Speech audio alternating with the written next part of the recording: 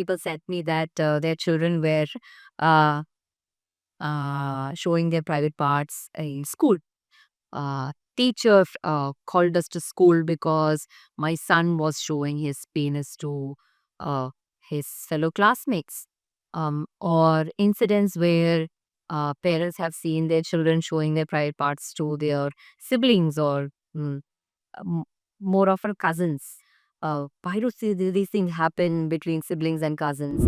Dragging him, and I was shocked seeing it. Okay, what I did was I went into the school and I was like, I heard a child screaming and I saw through the window. I saw that this child was in distress. Now, what I'm trying to say is if teachers get some sort of training to understand age appropriate sexual development, these kind of issues won't happen. Women are wearing dupattas, how men can go around shirtless sometimes. So they'll have these questions and we need to answer them, no other go happened. They were in the bathroom. They had just started to remove their clothes or something. And by the time the teacher enters, the nanny or somebody, they enter into the bathroom. That's what it looks like? I guess. What does yours look like? Not like that. Yeah, let me see. All right. Gertie, it's time for Brian to go home.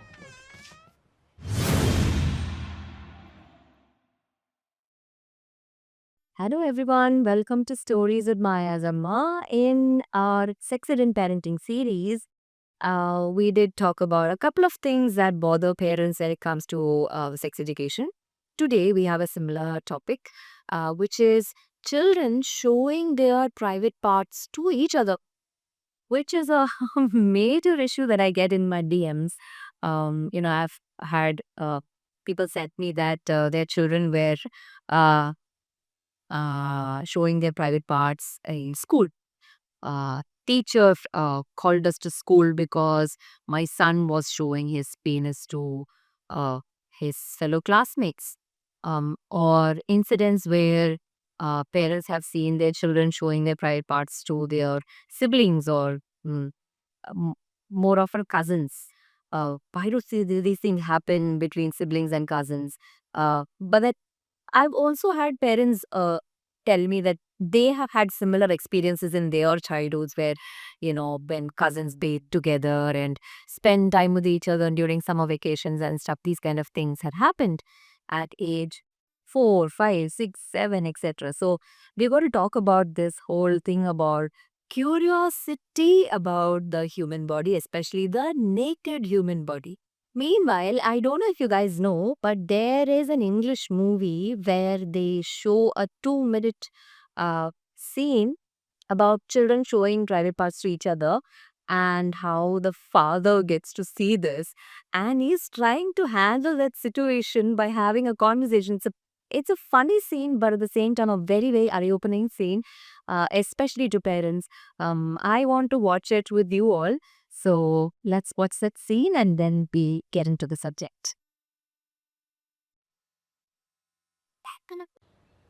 That's what it looks like? I guess. What does yours look like? Not like that. Yeah, let me see. All right. Gertie, it's time for Brian to go home.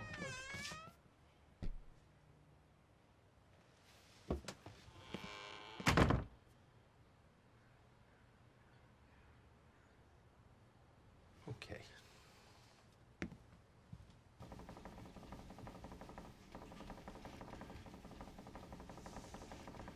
What are your intentions? Huh? What are your intentions with my daughter? Do you plan on marrying her?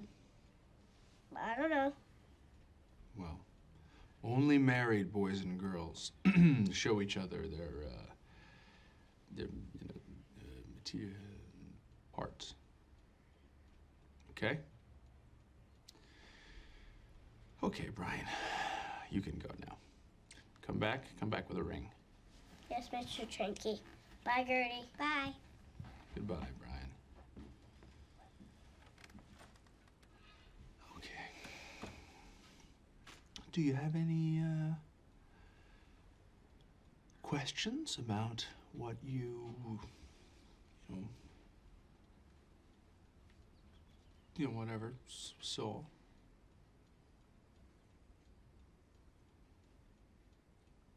Do you have what Brian has?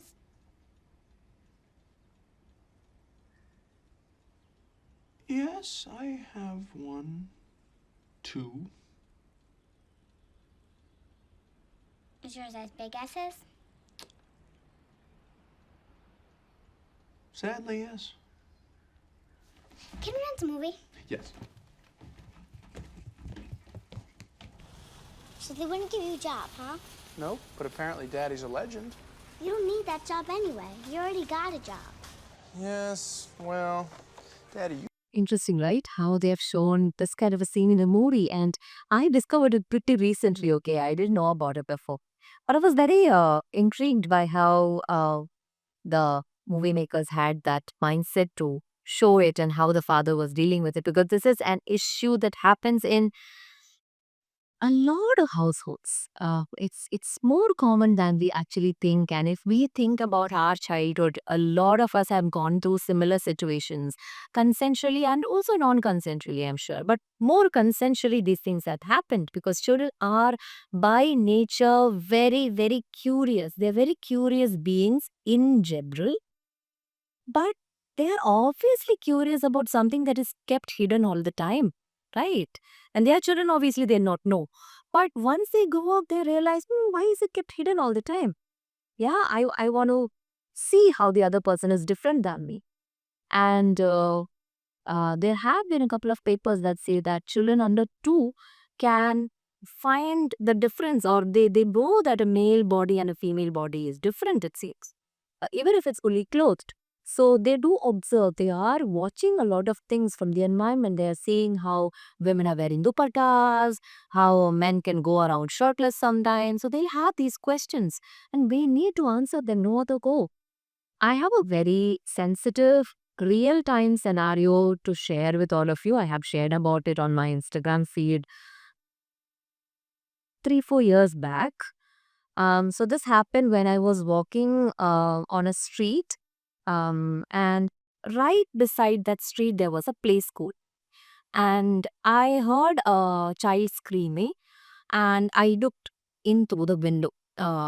Some gut feel, I just looked in through the window and I saw this boy being dragged on the floor by the teacher, and other children were all, sitting. I could see from there from back. So some children's faces I could see. They were all pretty terrified, and this boy was screaming, and the teacher was like, "Come here," and she was dragging him, and I was shocked seeing it. Okay, what I did was I went into the school and I was like, I heard a child screaming and I saw through the window. I saw that this child was in distress. Are children being hit here? And they were like, no, madam, nothing like that. And they said, I'm like, no, what I really suspect children are being hit. I want to talk to the owner of the place. This is a small place school, okay. And they gave me the number of the owner, and I called her, and she was being very defensive. I was just telling her, see, I saw this. I want some explanation. I don't, you know that it's not okay for to hit children, right? And she's like, no, ma'am, our teachers don't hit children. It must have been something else. I was like, okay, please inquire what it is, what was happening, and please let me know for my conscience sake. I want to. And after a few minutes, she calls me and she says, ma'am, it's a special child. I'm like, a special child means you needed to consider the child even, you know, uh, a notch higher than the other children because they need extra help, right? So then she kind of was playing around. She said, no, no, not special like that. That boy, no, he doesn't listen to anything. He was doing some naughty things and we had to manage the situation. I was like, what naughty things? And what she told was, he removed his shorts and showed his penis to some classmates. That was the issue. Now, we had a whole conversation about sex education. I told her, please educate your teachers on this and please don't repeat all this. Harassing children for this is not the solution. The other children are also watching. We had a conversation. She was a bit defensive here and there. Anyway, I wrote about this incident. I made a video or something on my Instagram. I don't remember exactly what I did, but I was pretty furious. Now, what I'm trying to say is if teachers get some sort of training to understand age appropriate sexual development, these kind of issues won't happen. At least they won't shame children at school. They will know certain behaviors are age appropriate, certain behaviors are expected. We can anticipate, these kind of situations, how to handle it. So as a school management, they have to sit and discuss how to handle these kind of situations. There are schools that are handling it well. I'll talk about one school after I finish the content. But there are schools that are changing the scene in many ways. Again, coming back to the topic, we need to realize that children are curious. They are, again, general curious beings. So they are extra curious about the human body because that's something they see day in, day out. And supposedly, a certain part of the body people are hiding. People are keeping it closed all the time and are not allowed to touch, not allowed to ask questions. Nobody's telling the word, the meaning, nothing. So there is extra curiosity that is building. So again, going back to the previous video, what did I tell you? Talk about private parts openly so that a lot of curiosity can be nipped in the bud. Tell associated things when you have these conversations that this place is usually kept hidden for hygiene reasons, health reasons, privacy reasons. That's why it's called a private part. Any part that is covered with a swimming suit is a private part. Even mouth is private, by the way. But have these allied conversations. So when you have one conversation, associate or connect other conversations along with it. Tell them that, it's okay for you to touch when you're at your privacy, but then other people shouldn't touch you. People shouldn't make you feel uncomfortable. Even other children, know the point. Even other children, elder or younger, or your own age, whoever it is, even other children shouldn't touch you and make you feel uncomfortable. Is something that you can add on. So it's not always adults, it can be children themselves. Maybe not even with a, bad intention, maybe just pure curiosity. They might want to touch, they might want to see. So you can keep telling them about boundaries, these places are kept private, we don't show it to other people, we only remove our clothes in the bathroom and we want to relieve ourselves. This is how it is, that is the norm, these are boundaries, we need to follow it, etc., etc., etc. So we just add on to these conversations extra lines, extra statements, and make it this wholesome conversation wherein a child understands exactly what to do, what not to do, etc. And at a point where I told you, when they understand socially appropriate behaviors, they're going to stop all this. Okay, they are not going to be, they're still going to be curious, but at least showing their private parts to others or wanting to touch it, wanting to, explore, all that is going to come down. You have to trust these children, you have to trust their development. Everybody is developing. Thankfully, we have a little being that is growing and evolving. So all this is going to stop after some time. Now, when siblings or cousins explore and you catch hold of them, I repeat, don't shame them. Don't scream at them.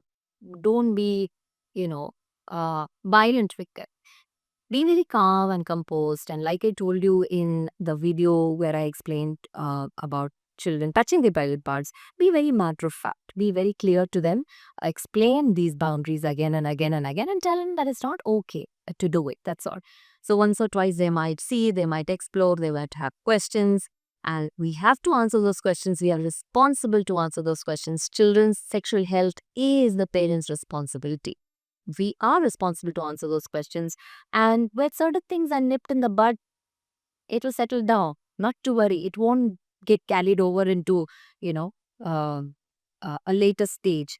So it is a developmental need to touch their private part. It is a age appropriate curiosity to want to look at other people's private parts, and as part of that these explorations will happen. But be very clear about boundaries. Keep repeating it to them. Yeah, it might be a sibling, but it's not okay to do. Yeah, it's your cousin, but still it's not okay. Do you have any questions? I can answer these questions for you. Okay, when you play your doctor game or whatever these children play, keep repeating that it's not okay to touch other people's private parts and play, or to show your private parts also. It's not okay. Even children shouldn't show. So it is a repeated conversation that we are allowing the children, not a once or twice thing that happens. It's consistent, it should be continuous, it should be age appropriate, and it should be very matter of fact. Now, when does it become a problem? So is simply touching or simply exploring or simply showing, is it abuse or is it a horrible thing? No. It's all part of age appropriate sexual development. Now, things become abuse or traumatic when it's happening forcefully, it's happening continuously, it's happening even after you explain all these things. If an older child or, you know, a older cousin, whoever it is, they are repeatedly doing things. And main point, if the child feels alone, lonely, and unable to talk about it to anybody, there is no safe adult to share about it, and they get into a shell and they're repeatedly undergoing this for a long period of time, which is what happened to a lot of us when we were children, that is appropriate. Otherwise, once or twice, seeing, exploring, asking questions, all that's part of normal age appropriate sexual development. Basically, the moral of the story is handle things smoothly. These things totally depends on the emotional control and maturity and knowledge and awareness of the adult that is handling the situation. Um, these things can be handled really well depending on what information that adult has and how confident that adult is. Yes, now coming back to that story that I told you about the school that, okay, once again, yes, now I'm sure all of you are curious about schools that are doing different things, right? There is a school in Hyderabad. I don't want to name the school, but they invited me for a sex education program for their parents and teachers.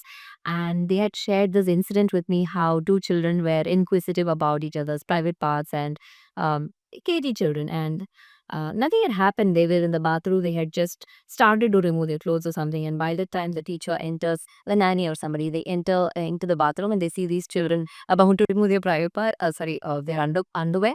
And, she asks them what they're doing, makes them stop what they're doing, and calls them up separately and tells them that it's not okay.